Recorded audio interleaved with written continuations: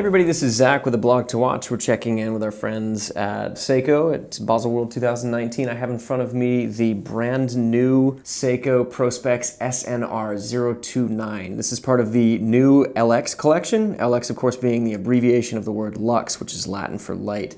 Very, very cool collection. This particular piece is one of 3 watches in the LX. This particular, of course, getting design cues from Seiko's legendary 1968 high-beat diver, which is quite obvious in the dial and the bezel design.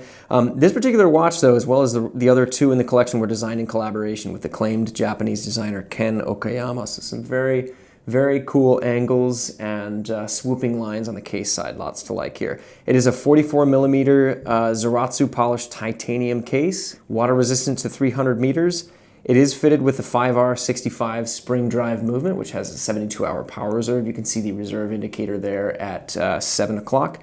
It is priced at $6,000, and we expect to see this available later this summer. Thanks for watching. If you find this video useful, please comment, like, and subscribe to aBlogtoWatch. Thank you.